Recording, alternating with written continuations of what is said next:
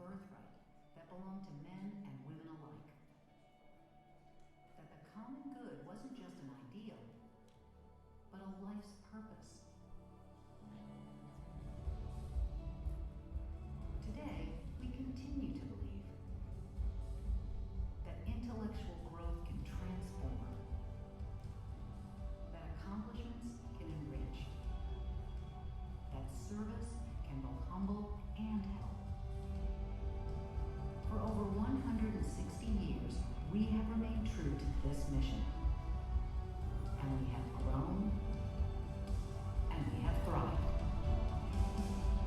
We've progressed from a little school that could to the nationally ranked institution that did.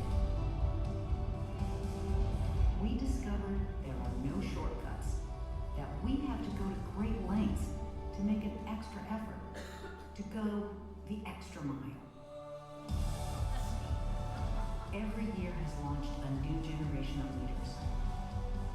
Every day has been a new adventure. This is what happens at a place that always seeks to be better. A better community, a better Midwest, a better world. This is what happens at a place that never settles for the present. Not when there's a future that holds so much promise. After over 160 years, we will continue to do what's right. Because better is what makes us Butler.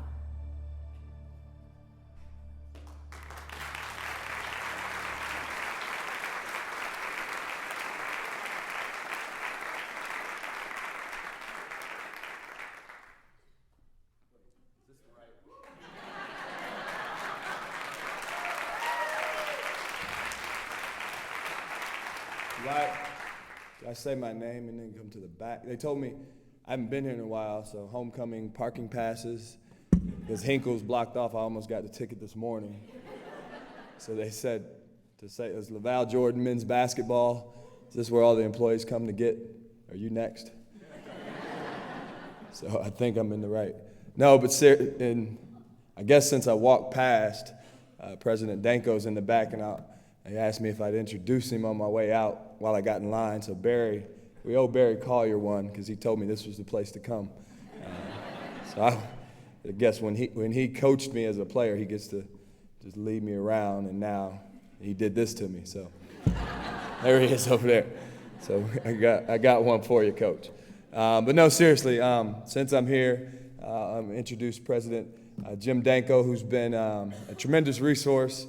Not only with all the things that he's done and have happened, since the time I've left Butler to now, but he's also got some really good late game plays to get Keelan Martin good shots. So we've been, after he speaks, we got practice here in a minute at 4 o'clock. He's going to be in our practice meeting because we're scrimmaging with some officials, and so he's going to draw a few things up for us also. But he's been, I think since 2011 when President Danko arrived, there's been many, many changes. He's had a great vision for Butler in terms of advancing into a world-class institution. The 2013 move to the Big East is something that's been extremely exciting in my return, and thrilled about competing in the Big East Conference and where Butler's going to go next, in the future of Butler University.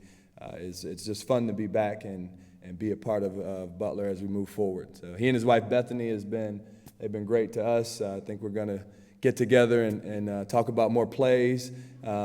Maybe he'll help us defensively. He's all about scoring baskets. I'm talking about defense, and he wants to. But we'll get together. His home's always open, and I think that's the Butler way, the family environment that it starts from the top with that vision. And so without further ado, I'll introduce President Jim Danko.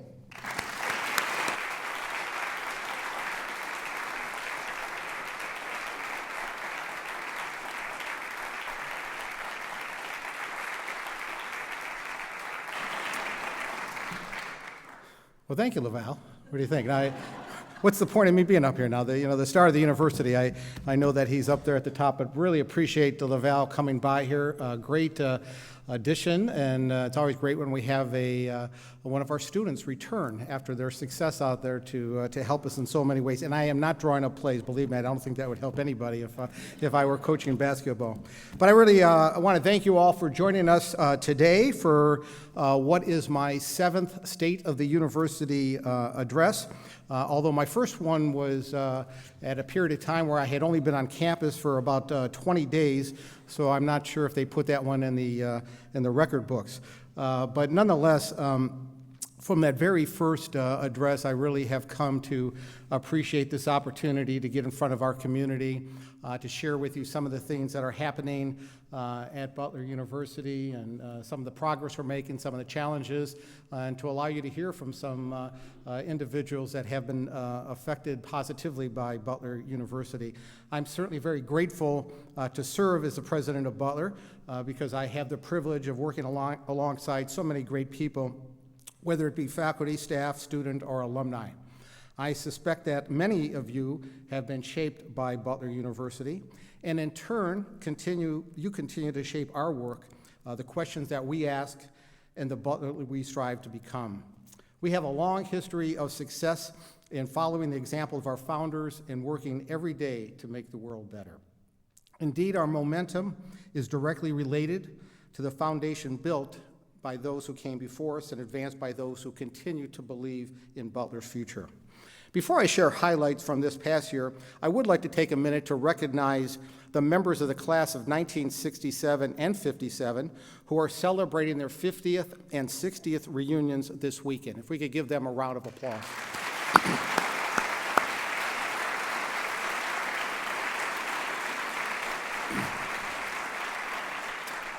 I'd also like to recognize the alumni we will be honoring at tonight's Alumni Recognition Awards. If you are here accepting an award this evening, would you please stand? Hopefully we've got some of you. There you go. Thank you.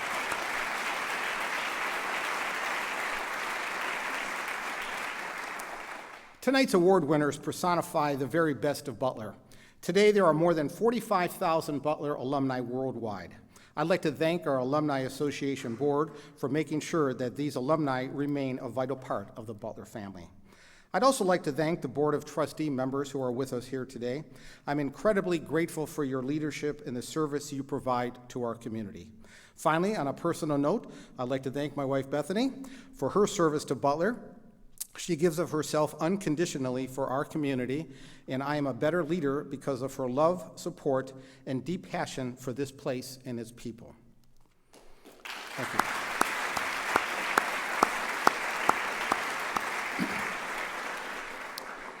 2 weeks ago, we hosted Adam Grant, who is a Wharton professor, best-selling author, and world-renowned leadership expert.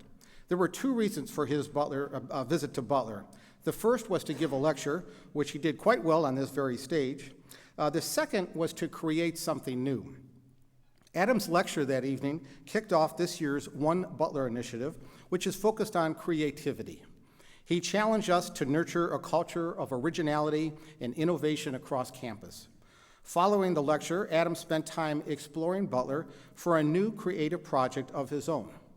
Recently, the folks behind TED Talks decided to launch a podcast series, and they asked Adam to record the very first episode. TED's mission is to find ideas worth spreading, and Adam's choice for his episode was The Butler Way. Isn't that cool? During his interviews across campus, Adam asked people to share what the Butler Way means to them. As I thought about my response, I kept returning to the themes of humility, passion, unity, and the commitment to daily improvement. It got me thinking about where we stand and about the ways we continue to move Butler forward. Part of the Butler Way is to lean on the collective strengths that we have and to act with courage and compassion. Today, more than ever, I believe Butler is called to embrace its role as a leader within higher education and within our community. We are committed to fostering a campus where academic freedom and the exchange of ideas can lead to transformation. We are committed to innovation which can be messy, but I know we don't get it right all the time, but as was evident in that open video, we are striving to be a better Butler every day. As I look back on the past year, I see progress happening all over this campus. We have much to celebrate as we continue to gain external affirmation of our academic quality. In addition to ranking number 2 among Midwest regional universities in the U.S. News and World Report rankings, Butler ranked among the best in the nation for internships, the first-year experience, study abroad, and undergraduate research. And we were the only Midwest regional university given the designation of Most Innovative School. Most importantly, we remain more committed than ever to providing an exceptional academic experience, one that inspires achievement, growth, and a love of learning in our students. This is the result of the thoughtful leadership of our provost, Kate Morris, our passionate deans, committed faculty, and dedicated staff throughout our 6 colleges. Let's take a moment to thank our faculty and academic staff for their dedication.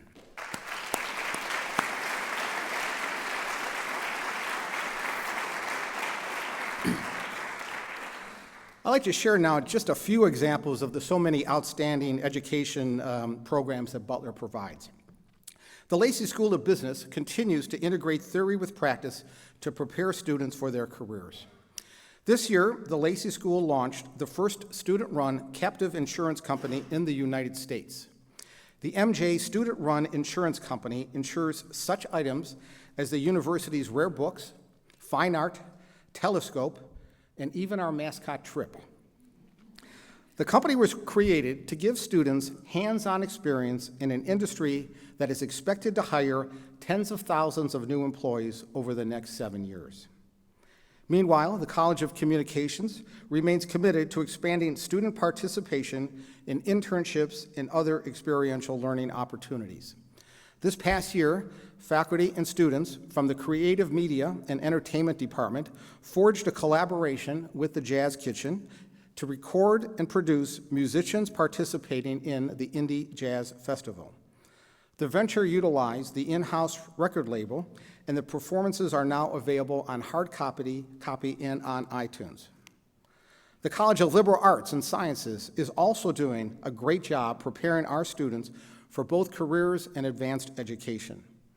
From undergraduate research opportunities, which have been proven to have a high impact on educational outcomes, to the creation of new majors, LAS offers cutting-edge education steeped in the liberal arts tradition.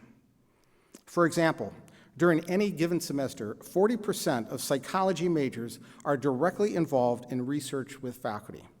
Several other departments, including mathematics and chemistry, offer research boot camps to accelerate students' research careers.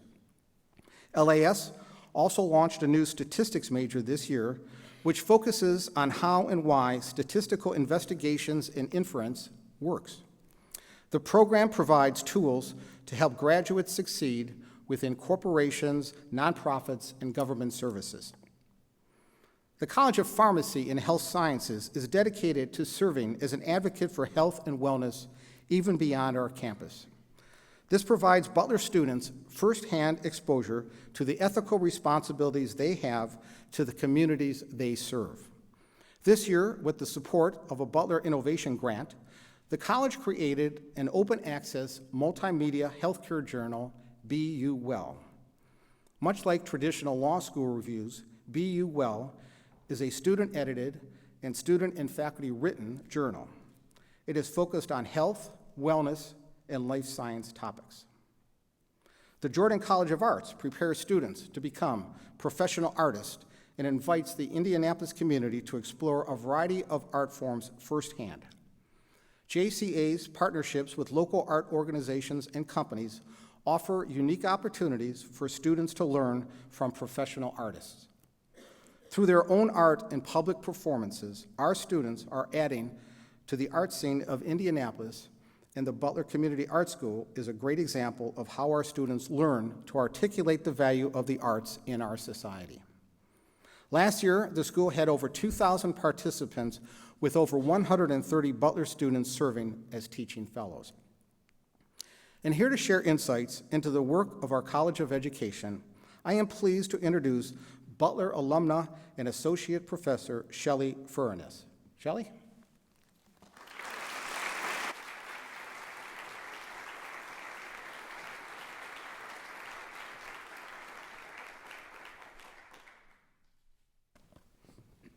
Hello. First, I would like to welcome our alumni home as we kick off our homecoming weekend. It's good to have you back on campus. Now, looking around at the construction and the changing landscape, you might be having a hard time recognizing the campus you knew, and you may even be having flashbacks to when you first left for college and your folks immediately turned your old bedroom into a home gym or a crafty new makerspace. Don't worry. This is still the Butler you know and love. We're just always working on what else might be possible around here. So welcome home. I'd also like to thank President Danko for the invitation to speak to you all today. Last spring, I enjoyed my very first sabbatical. The title of my sabbatical project was Making Practice Public. I didn't actually mean for that to include public speaking. So when I say thank you, President Danko, I mean next time I'll title my sabbatical project something a little less conspicuous. I kid, I'm actually very happy and honored to be able to share some of the great work and positive impacts happening within and beyond our College of Education. The College of Education had another amazing year, and our future is bright. We continue our more than decade-long streak of having 100% placement of our graduates, and we continue to develop and deliver innovative opportunities both close to home and further abroad. My colleagues in the College of Education are extraordinary in their willingness to engage in conversations and in their efforts and invitations to collaborate. Please let me give you some examples. Last year, it was the College of Education, and more specifically, my colleagues Dr. Catherine Pangan and Susan Kleinman, who launched the One Butler initiative with the BRAIN Project. The One Butler, as you heard, aims to transcend the academic discipline silos. It is a way to bring together a diverse community of learners to study a single theme impacting the wellness of ourselves and our community while looking for ways to inspire thoughtful and purposeful action. This collaboration started out as a what-if conversation and brought nearly 50,000 people to our campus to visit, to hear lectures, to participate in discussions and conversations with faculty across disciplines, and to interact with giant brain art installations last spring. This year's One Butler theme of creativity launched with author and speaker Adam Grant, so be sure to check out what else is to come.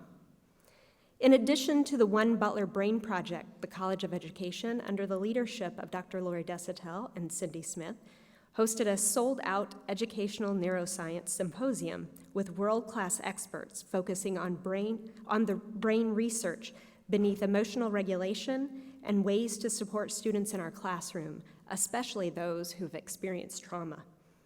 Another collaboration spearheaded by my colleagues Erin Garriott and Katie Russo and supported fully by my colleagues in the Human Movement Health Science program, brought Special Olympics Indiana and their athlete leadership program, ALPS, to our campus, showing our community what advocacy and inclusivity look like in practice. And moving a bit further away from campus and out into our community, my colleagues Dr. Brooke Kendall-Cisco and Dr. Susan Adams were recognized for their important curriculum development work surrounding the documentary film called Addicts, the School That Opened a City.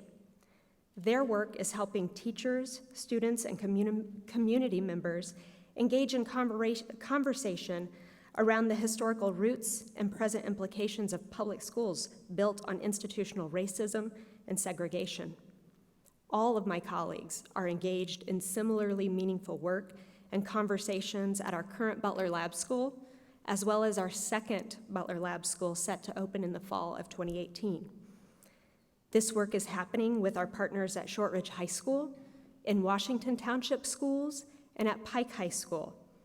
In fact, our deep partnerships with our community schools led the American Association of Colleges of Teacher Education to name ours as a national model of excellence. The U.S. Department of Education also recognized our middle secondary program's innovative work with master practitioner Rick Mitchell and alumna Amanda Huffman at Pike High School as a model for teacher leadership. And we are one of only 17 teacher education programs selected nationwide to participate in the U.S. Department of Education's Teach to Lead Summit in Washington, D.C. last year. And further, we were one of only 2 programs to be asked to host a local leadership lab aimed at expanding that work. A bit closer to home, our middle secondary program was approved by the state of Indiana last spring to begin offering a licensing pathway to teaching special education at the middle secondary level. What was innovative about our proposal was that our candidates will be prepared as excellent special educators while also having a discipline-specific content area to support co-teaching and inclusive education. Our proposal was described as the standard other institutions should strive toward. These are just some of the many examples I could share, but I've been asked to keep my remarks under 7 minutes in case you're watching your watch. See, in the College of Education, we believe in the ripple effect, and we believe the ripples we are making can change the world for the better. I recently had the good fortune to hear Parker Palmer speak. In response to the question of how do we go about changing a broken system in a broken world, Palmer reminded us that you don't have to change the world all at once. You just need to change the world 3 feet around you. And what I love about that is the immediacy you can sense in those 3 feet. What I also love is that when you have colleagues like mine, both in my college and across this university, who help you step outside your comfort zone, the world 3 feet around you is always expanding outward, and your ripple is always reaching further and further out. Palmer also said that small acts, grand with dignity, add up and are bending the arc of history every day. Everything we need to change the world is here, right now, hidden in plain sight. It is within and between us. My sabbatical gave me the opportunity to re-examine what was already within me, and the time to discover common goals between me and my colleagues across campus. Sabbaticals give us time to become full-time learners again. They give us the space and the distance we need to see things more clearly. Sabbaticals give us the opportunity to walk out of those disciplinary silos Sabbaticals give us the opportunity to walk out of those disciplinary silos we've been in and to begin conversations we've been meaning to have. During my sabbatical, I had the opportunity to read a lot, to write a lot, to reflect a lot, and to spend a lot of time with my boys, all within my 3 feet world. But I also had the opportunity to expand my world foot by foot, little ripples outward, by attending readings offered through the English department's Visiting Writers series and the amazing Woods lectures there had never been enough time for during the typical, hectic, siloed semester. One experience led to another, and before I knew it, I was participating in the National Writing Project and writing about a tattoo I got on sabbatical. Before long, I was testing my limits by taking swim lessons and an art class. And even though I'm pretty terrible at both, my world was expanding.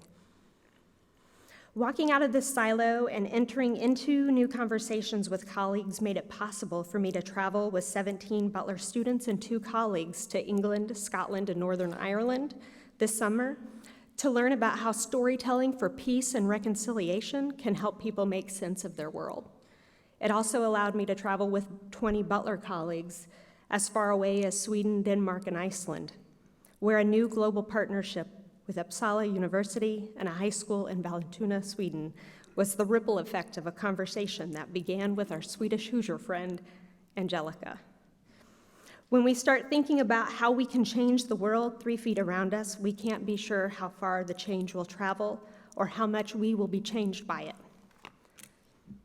One last thing I learned on sabbatical is no matter how great your time off or time away is, there is something really comforting and good about coming back home. So I think it's fitting that I've had the opportunity to reflect on my sabbatical experience here at the homecoming kickoff. I appreciate the opportunity sabbatical afforded me to walk out of my silo and look around at all there is within and between us here at Butler. And to know that the ripple effect of our work is always in service to making Butler and the community beyond our front doors better and better. When you come home next year at this time, the College of Education will be in its new home on the edge of campus where CTS currently sits. We look forward to being the new front door to Butler University. Our door will always be open to you. We hope you'll come by, stay a while, and chat before you get back to work changing the world around you for the better. Thank you.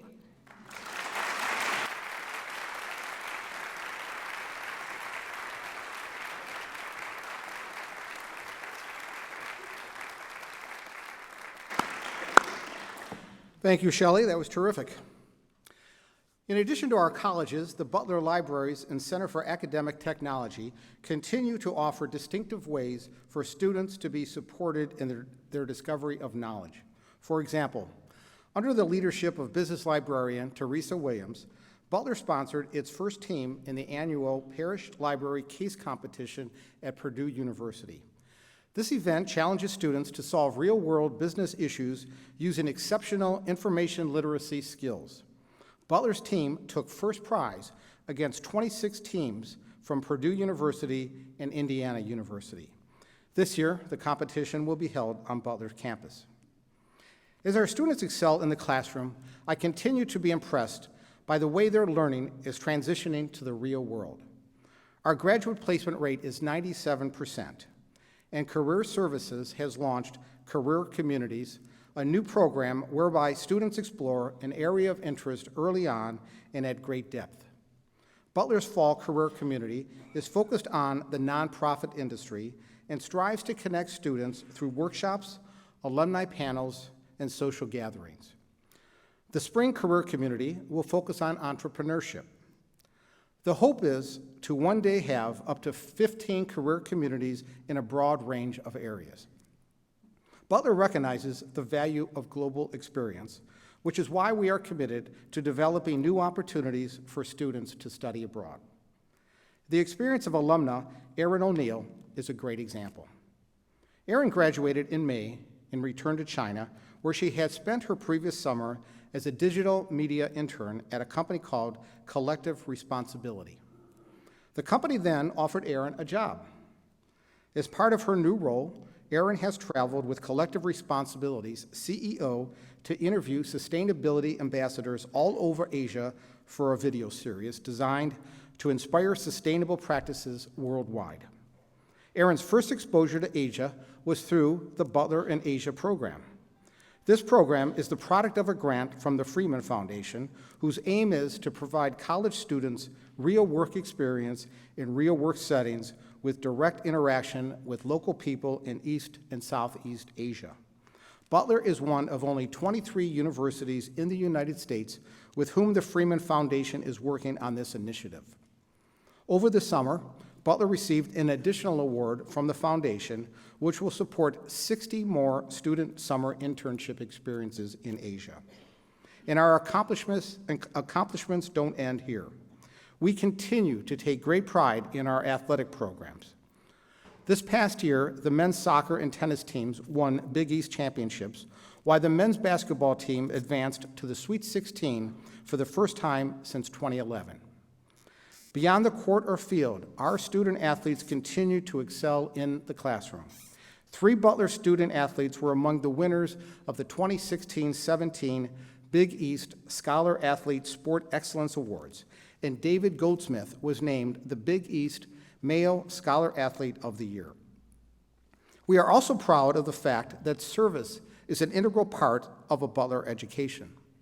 Last year, our university contributed more than 77,000 hours to the Indianapolis community through BITS, Greek Life, the Indianapolis Community Requirement, College of Pharmacy and Health Sciences Outreach, and many more programs organized through our Pulse office. And service is just one way we foster a holistic student experience at Butler. Through our many services within student affairs, we are guiding students to be the best version of themselves, to make smart, healthy decisions, and to help one another succeed from the moment they set foot on our campus through commencement and beyond. We're excited to have Frank Ross with us as our new Vice President of Student Affairs to advance our efforts in these areas. To bring to life the student experience at Butler, I have invited Senior Finance and Marketing major Nick Huang to share a little of his Butler journey. Nick?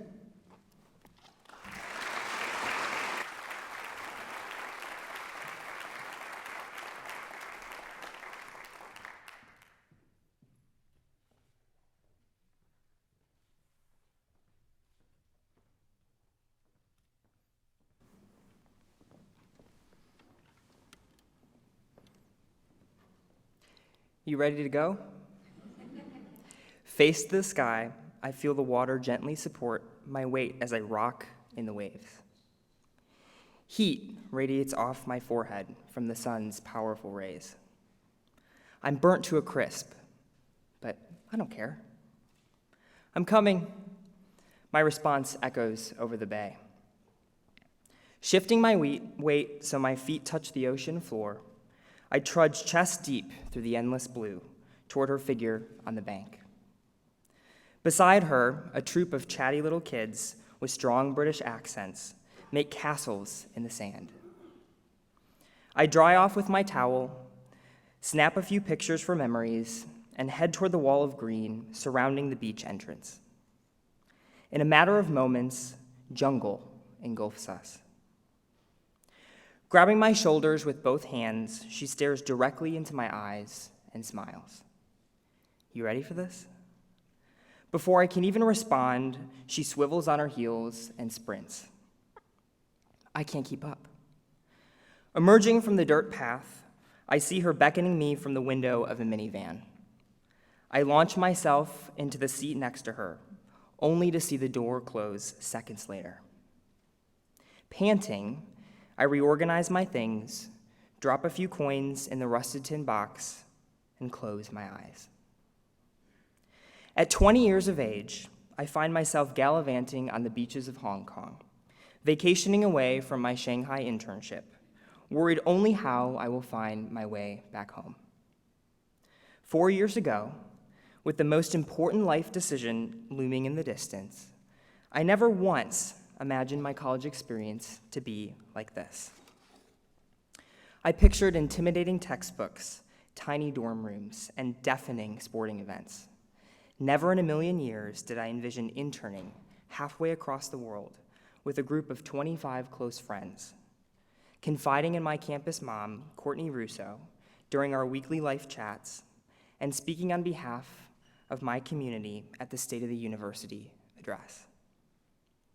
Without Butler, those experiences never would have happened. Now it seems so trivial, but that last-minute decision I made 4 years ago was the best decision I've ever made. Before Butler, I viewed college as a resume builder, no more than a bridge between adolescence and adulthood. I've come to realize that it is so much more. What makes Butler special is its creation of opportunities that force students to look inward on themselves, not outward at the world. The Butler in Asia program, as President Danko previously alluded to, forced me to confront facets of my identity as an Asian I never dreamt possible. Often mistaken for a local, I experienced life for the first time as a member of the majority, a rarity for me living in the American Midwest. That experience intensified my empathy for those who identify as different. My experience isn't unique. Every day, hundreds of bulldogs step into their fears, look toward their heart, and confront the single question that encapsulates the college experience. How do I fit into this world? I'm often asked why I chose Butler when I could have chosen other universities higher up the list of rankings or lower on the list of price tags. My response is simple. I chose Butler because I'm not a number. Whether it's initiating a university-wide sexual health project that serves over 1,800 students, or leading 30 Bulldogs in a 4-day service trip to Harlan, Kentucky during fall break, I had an opportunity to become the best version of myself. Quite simply, my experience at Butler is one of a kind. During a time when our nation and the fate of our community faces extreme uncertainty, I couldn't be more proud to have a Butler liberal arts education. No longer does our world operate in absolutes. We operate in theory, ambiguity, and creativity. In the words of my marketing professor, Dr. Skinner, Butler provides divergent thinkers, not convergent ones. For Butler students, the first answer is never enough. We dig deeper, push harder, and travel farther to obtain the second, third, and fourth answers, the ones that are truly unique. The state of our university is incredibly bright, but in the name of everything my Butler family has taught me, I challenge us to be just that much better, to commit ourselves to diversity, to confront our issues with mental health, to address the independent Greek divide, to intensify our political awareness and participation, and finally, to practice unwavering inclusivity every single day. Rarely does our community get the recognition it truly deserves. We are the underdog. But you know what? That's just how we like it. Thanks.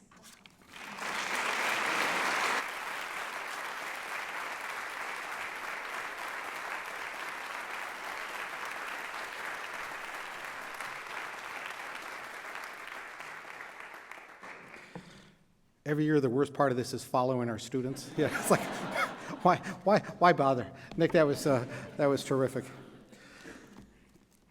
You know, Nick was drawn to Butler by the people and the unique experiences we offer. During his time with us, Nick has benefited from programs that have come out of our Butler 2020 vision. In keeping with Butler 2020, we continue to advance our reputation, grow enrollment, improve infrastructure, enhance student engagement, and pursue innovative opportunities across campus. While our physical progress is the most noticeable, I am most proud of our ongoing dedication to our academic mission and preparation for the next generation of Butler students. Last year, applications to Butler increased 13% to an all-time high of nearly 15,000, and the result was one of the strongest incoming classes in recent history.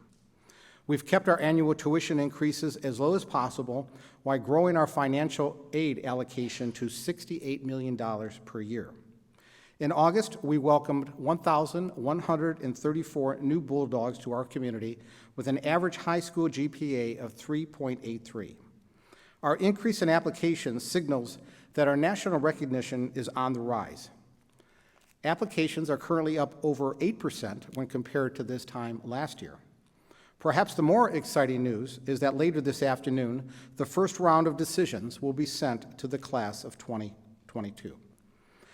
I'm sure the example cited by Dr. Furness about the unsuspecting child who returns to find their childhood bedroom completely changed resonated with those of you who have not visited campus in a while. Campus may look different, but the Butler experience and culture is very much the same. The investments we are making to our physical plant in recent years are a crucial step in our efforts to raise our national profile, attract world-class faculty and students, and better serve the learning and living needs of our students. Fairview House and all of the development along Sunset Avenue over the last several years represents significant progress in that direction. And our two active building projects are everyday reminders that we are committed to a future that holds such potential. This coming fall, we will be opening our second state-of-the-art housing facility, which is being built on the site of former Schweitzer Hall. Irvington House will welcome 647 first-year students. Last year, I reported that we were finalizing our plans to build a new Lacey School of Business building and renovate and build a new complex for the sciences. Just in case you have missed the elevator shaft emerging from the ground and the building engineering beginning to go vertical behind Fairview House, I'm happy to report both of these projects are moving forward. I'd like to take a moment to show you a video which depicts the new Lacey School.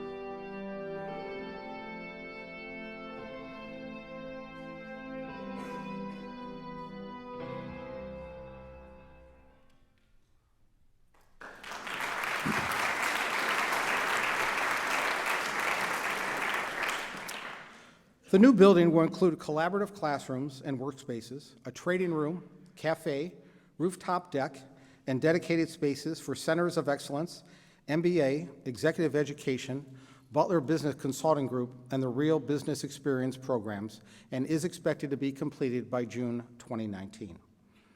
As the Lacey School makes plans to move into their new space, the science facilities will prepare for their first major renovation in more than 40 years. At its most recent meeting, the Butler Board of Trustees approved plans for the construction of a new addition that will connect Gallahue Hall and the Holcomb Building, as well as the renovation of those existing buildings. In addition to growing our residential communities and enhancing our academic facilities, we hope to soon finalize a unique campus sharing agreement with CTS, Christian Theological Seminary. This historic agreement will benefit the CTS community and allow Butler to grow and optimize its learning environment. As Shelley referenced, in 2018, the College of Education is expected to move to CTS, a spacious location that will better suit its learning objectives. As I talk about campus improvements, I must express my appreciation to our most amazing facilities, building services, maintenance, and BUPD teams. These are the everyday heroes who make sure all of our facilities are in working order, beautiful, and safe. Let's take a moment to thank them.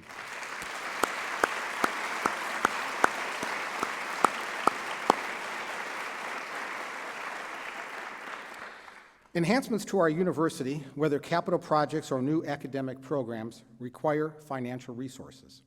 Here at Butler, we are fortunate to have loyal donors who believe in our mission.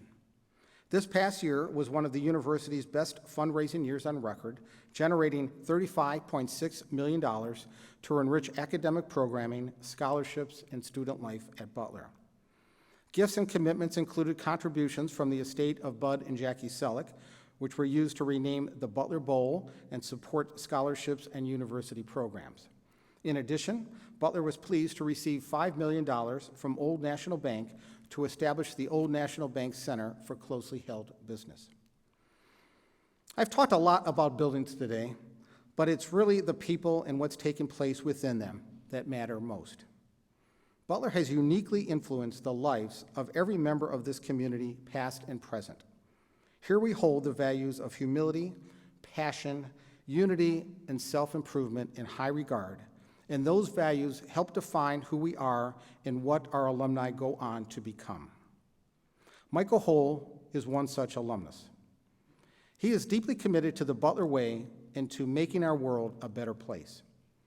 Michael is a pediatrician, advocate, and entrepreneur. He was a double major in biology and Spanish at Butler.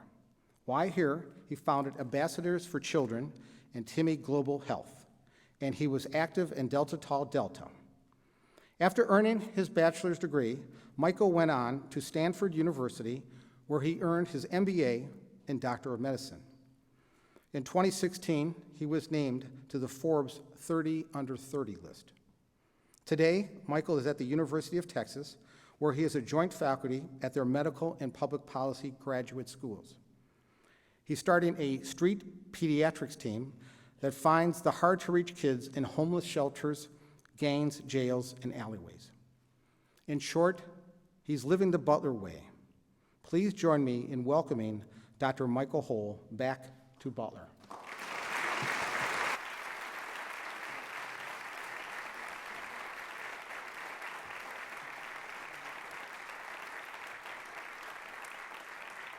Hello, Bulldogs. Let me hear a little more of that noise if you're proud of Butler University. Yeah.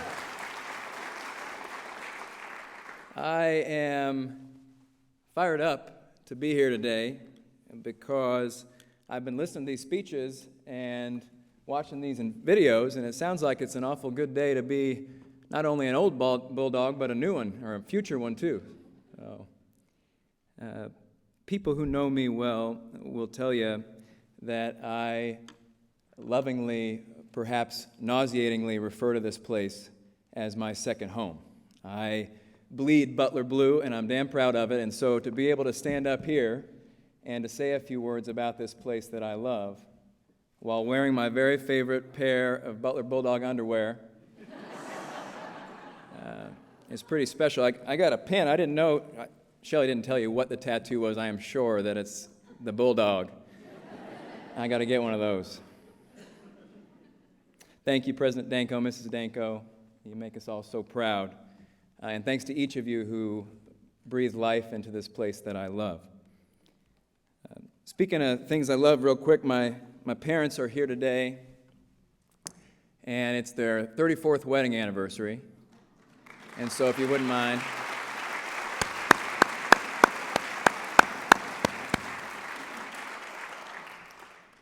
I stand up here today on the shoulders of those two little lovebirds, the shoulders of my heroes. I will tell you that they often, on occasion, will let you know that my first home, their home, was a little cheaper place to stay and study than my second home. But it was worth it. President Danko asked me to say a few words today about how Butler University changed the course of my career. But the truth is that it changed a whole heck of a lot more than that. In 2005, I found myself in a dusty hut on the other side of the world with a 3-year-old, barely alive little girl in my arms. And everything changed. Butler University, when I was a freshman, allowed me to have my heart broken for the very first time by this issue that has since become so very central to my life's purpose and work. This tragedy, this injustice, this infuriating persistence of child poverty. Butler took me on a medical brigade to the developing world in the mountains, and they put me, this really skinny, awkward kid, with a nurse in charge of triaging patients as they came into our makeshift clinic. And things were going pretty well for a couple days until I found myself in a dusty hut on the other side of the world with a 3-year-old, barely alive little girl in my arms. You see, her brother, an 11 or 12-year-old little boy, had noticed that his sister looked sick that morning, and so he swooped her up from their hut in the village, and he carried her down a mountainside for a few hours to a clinic with a Butler freshman. And when he got to our clinic, and I'll never forget this, he stumbled through the door, he laid his wilted sister in my arms, and he just said, "Please. Please." Fortunately, the doctors that were with me swooped her up. They took her to the back. They discovered that she had what we call septic shock, a really overwhelming infection of her blood. They pumped her full of fluids and antibiotics, and within a matter of a few hours, they saved that little girl's life. And looking back, I'll tell you that it was very special to me to be able to know that the things that I was learning in Gallagher Hall, our science building, could be applied on the fringes of our world and actually save somebody's life. But I'll also say that it wasn't knowing that that little girl was sick and then seeing her get better that actually changed me. It was the little boy. A little boy with his own hopes and dreams for the world, just like mine, who out of love, out of very pure love, trekked down a mountainside to save the life of his sister. Because in his world, because of where he was born and no other fault, he was afforded no other choice.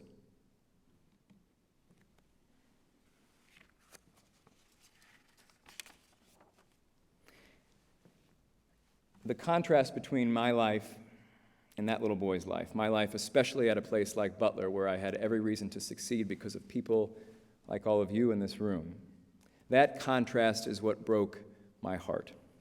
And to tell you the truth, Butler has been highlighting those contrasts for me ever since, from the moment I returned from that trip. It put me, a boy from an 800-person farm town in rural Indiana, in classrooms with people from every discipline and every background and every political party, and it forced me to widen my worldview. It pushed me beyond comfort, and it taught me to dream big, not just for myself, but for others too, especially kids. And so, indebted to this university forever, I've spent the last, I suppose, decade or so picking up the pieces of that heart and trying to build them into things that would address the upstream causes of child suffering, how we structure our policies or budgets or communities or businesses that trickle down the mountainsides to the bedside, where I see child suffering every single day right here in the United States, the richest country on earth. And what I want everyone here to understand today is that everything I have done, everything I do or will do, started right here. Butler taught me how to lead people and how to build things.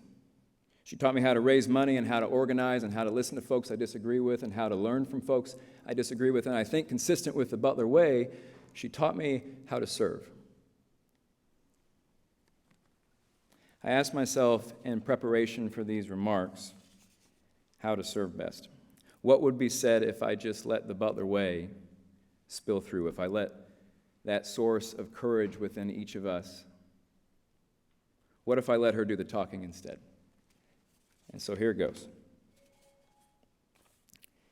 Hinkle Fieldhouse seats about 9,000 people. The next time you go there, I want you to picture this. I want you to look around, and I want you to imagine if we built a place, a stadium, 38 times bigger than Hinkle. Because if we did that, it still wouldn't hold all the children in the United States, in this state of Indiana, all the Hoosier children growing up poor. More than 345,000 children in Indiana, that's 1 in every 5 of our kids, by the way, faces increased risk of worse health, doing worse in school, living a shorter life. And that's not okay with me. It doesn't sit very well. And I would imagine, looking around and seeing a lot of familiar faces here, that it doesn't sit well with any of you. What kind of university do we want to be? What kind of students and alumni and trustees, professors? What kind of citizens are Butler Bulldogs? Today, we gather to affirm the greatness of our university, not because of her campus's beauty, or the dominance of her sports teams, or the rigor of her curriculum. Our pride for this place is based on a very simple premise that the Butler way, this common thread binding each of us here, demands that what starts deep in here changes the world. That's the Butler brand. And so what would it look like if our schools were not just playing good at liberal arts and communications and science and dance, but that we also were fiercely focused on being just plain good at bringing the poor into those discussions, into those reportings, into those research or performances? What if pharmacists here discovered not just medicines, but also new ways to get those medicines to people living in the shadows of our shiny university? When first-year business students develop business plans, what if more of them were focused on social enterprises, not just focused on making profits, but having societal impact too? Imagine the ripples of good from this place if Bulldogs took an even bigger lead for their neighbors in need. That's the Butler I know. Folks, our fellow Bulldogs come in all shapes and sizes, and from my perspective, there are little boys and little girls from the mountains of the developing world to just a few blocks from here who cannot wait on folks like you any longer, or like me. My prayer today, for any Bulldog, new or old, is that you leave this place and you go and do something for somebody who just might not ever have the chance to sit in the seat that you're sitting in right now, or stand on the stage like I'm standing up here right now. May this university be a beacon for academia, athletics, and social good, and may the Butler way continue to be that righteous wind at our backs. Thank you very much, everybody. And go Bulldogs!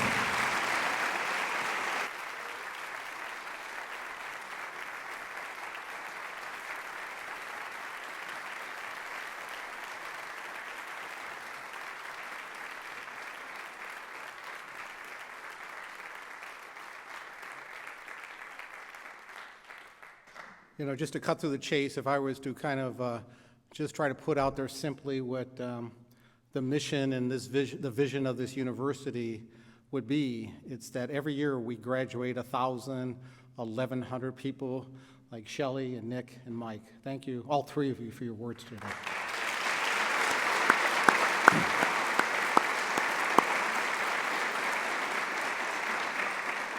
Let me share a few closing comments on reasons that we continue to need support from so many people in our community.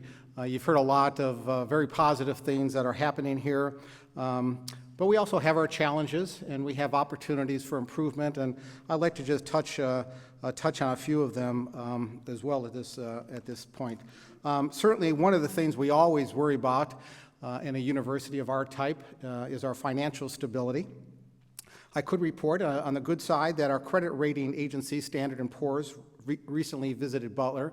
And this year, I'm pleased to report that we held a good credit rating of A-, which is consistent with last year, where we actually moved up from BBB to A-. Also on the good news side, despite standing in front of this audience a couple years ago with some rather serious concerns about our financial trends, I'm pleased to report that the financial results from this past year were the best in Butler's history.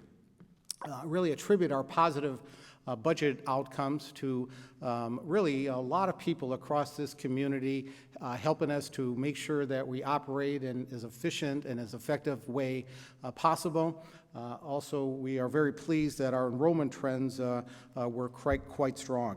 So with a couple pieces of positive evidence, why the concern? Certainly volatility of enrollments and applications in recent years, not only here, but frankly across our industry, is cause for concern. We had a very large incoming class in 2016, which ended up being squeezed between two classes that fell a bit short, despite the extraordinary efforts of a truly amazing, hardworking team in the enrollment division. So while we've seen applications steadily rise, the competition for good students is also rising, especially in the state of Indiana, where we have very strong public universities, and we have a number of private universities that are putting more and more scholarship money out there to fill their classrooms. So the competition is quite strong. The demographic trends, especially in the Midwest, do not break in our favor. So there's things that we have to really be mindful of as we move forward.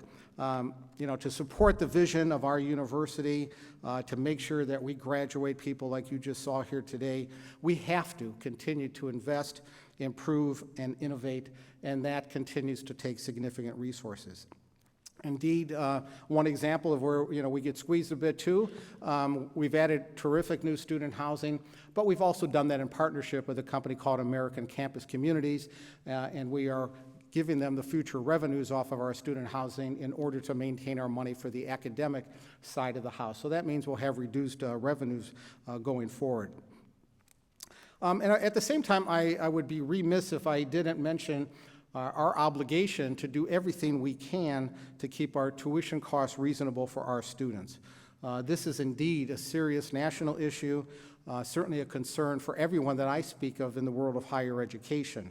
Here at Butler, I can assure you that every year when we begin the discussion around tuition and what next year's tuition is going to be, we always start with the same question. Can we freeze it? Can we do this? Can we, whatever is possible to make sure that we are able to keep our education affordable for our students. We always find ourselves kind of squeezed, though. The financial impact of freezing tuition or keeping it extremely low ends up that we would have to put a hold on a number of the campus improvements that we've been making, the investments in our academic programs. It also would necessitate a freeze in compensation for our faculty and staff, which frankly is an area that has historically lagged for Butler relative to its peer universities. So such a move of freezing tuition in a smaller university like this, a university on the rise, presents a very difficult challenge. This year we had the same conversation and with the Board of Trustees as well, and we were able to approve a tuition that will be the lowest in over 11 or 12 years at 3.25. And we will continue. I refer to the $68 million that we invest in financial aid. We will increase that as well to make sure that we're doing everything we can to make sure that a Butler education is affordable for future students. I also reference, this is probably a particular interest to our faculty and staff, Butler's compensation. In fact, over this last year, we engaged an outside firm, Conduit Human Resource Services, to assess our compensation and classification policies relative to a set of 49 peer universities so that we could better understand and effectively address any shortcomings that we might have in that area as we work hard to attract talented faculty and staff in the future. That analysis is nearing its completion, and we did share the preliminary findings with our Board of Trustees early this month. While we are still finalizing our final overall strategy, I am pleased to report that the trustees approved us to set aside in our annual budget some incremental dollars to make sure that we address any inequities that we find as we move through this study. So to our faculty and staff in the audience, you're going to be hearing more about this issue and our plans in the coming weeks from our HR division. And I do want to acknowledge the great efforts that are happening on that project under the leadership of Anila Din. Indeed, Butler's greatest resource are people. Our staff and faculty exude a dedication to our mission. I want Butler to be a better place to work every day for every person in our community, and I pledge to do everything I can to keep pushing forward in this area as well. On the topic of our people, including our faculty, staff, and students, as we consider our challenges and opportunities, we must continue to keep unrelenting focus on making our campus more diverse, inclusive, and accepting of others, something that goes to the very core of this university's founding mission.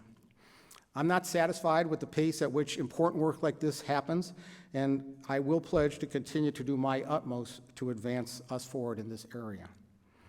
This year, we're placing special emphasis on the topic of civil discourse. It's my hope that we can learn to listen beyond our differences and learn from each other. Our diversity lecture series will offer unique opportunities to do so. I hope you can join me on November 13th as we welcome Senator Richard Lugar and Representative Lee Hamilton, who represent two different sides, to discuss ways to bring our society together through civility and dialogue. And in the spring, we're going to be welcoming Doris Kearns Goodwin to explore the ways in which history can teach us about civility in a politically polarized world. As I've prepared my comments today, I found myself, as I started, considering the Butler way, specifically the value of seeking improvement every day. In this era of social media and 24-hour news cycles highlighting opinions from supposed experts, there seems to be a constant barrage of negativity, including some rather disturbing bullying and bigotry. I found myself on occasion wondering if we've lost the ability to be self-reflective before we turn to attacking others, to take more responsibility for self-improvement, the Butler way, rather than to simply insist that others must change and improve. I recently watched, probably many of you have, the PBS series Vietnam, and I was struck by the self-reflection evident across the many episodes, including through the emotional recollections of those who fought in or were affected by the war. The series also provided some very interesting insights into both the good and bad of our country over many years. I could not help but see the Vietnam War in our country in a much different, perhaps more honest light. At Butler, we too must create time to be self-reflective and introspective and ask, how can we as a university be better? What can I do to make us better? I must acknowledge that my own self-reflection leads to a rather long set of items, right, honey? For example, how can I more effectively lead, communicate, and connect with our community? How can I ensure that our students receive the best education possible without mortgaging their futures? How can I improve my fundraising efforts in order to advance Butler? The list goes on. As we move forward this year, I would like to challenge everyone in this room and outside this room to join me in practicing more self-reflection. Let's ask ourselves hard questions and honestly assess the ways in which we can seek improvement every day for ourselves, for our teams, and for Butler. As we conclude this State of the University, I want you to consider two questions. One, what would make Butler better? Two, what will you do to make Butler better in the year ahead? When you came in, hopefully you all received some sticky notes. Those were not new iPhones, those were sticky notes. As you entered, and I would like you to take some time, perhaps, and be reflective by using those sticky notes. So as you take a moment, perhaps, to write down answers to those questions, how can we make Butler better? What can I do to make Butler better? I'd ask you to jot those down, and there's some boards as you exit today. If you don't mind, stick them to the boards. And a number of us are going to look forward to reading what you share with us today and take your responses to heart as we work to improve Butler as we move forward. I want to thank you all. I want to thank our tremendous speakers for being here today. What a great job. Let's give them one more round of applause.